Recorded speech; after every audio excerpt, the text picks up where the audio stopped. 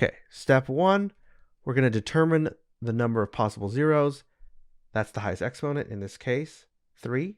So the maximum number of zeros is 3. Step 2, we're going to apply Descartes' rule of signs to find the number of possible positive real zeros and number of possible negative real zeros. This changes signs. This changes signs. This doesn't change signs. So again, it's going to be 2 and 0. I find what p of negative x is.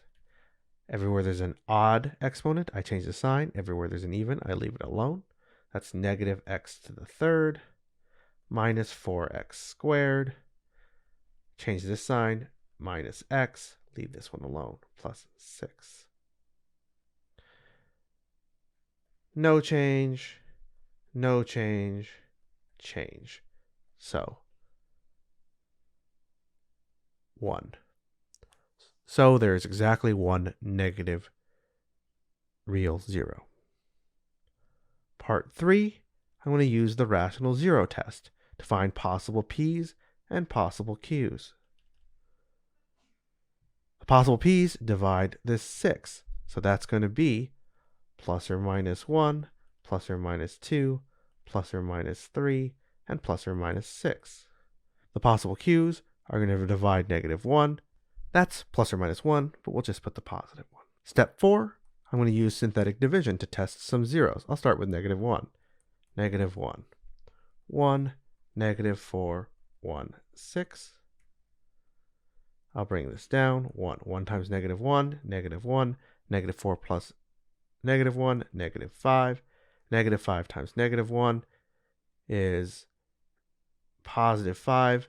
1 plus 5 is 6. 6 times negative 1 is negative 6. My remainder is 0. This one is good. I'm also down to 3 terms. That means I'm at a quadratic. So I'm going to use my quadratic techniques to continue to factor. That's step 5.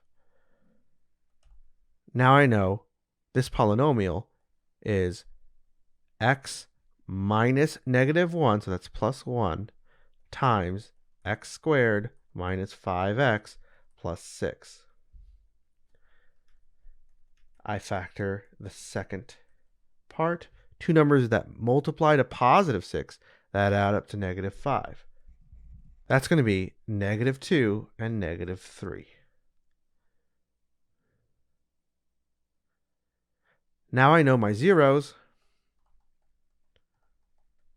are negative 1, 2, and 3. All of them have multiplicity 1, so all of them will cross. That's finding zeros. Now I'll graph. First thing, what's the leading term? Again, it's x to the third. So that means because the leading coefficient, 1, is positive, it goes up and to the right. Because the degree is odd, it's going to do the opposite on the other side. So it's going to come up this way. There are zeros at negative 1, 2, and 3.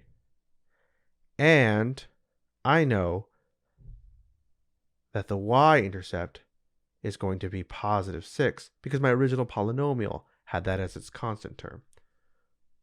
So what does this look like?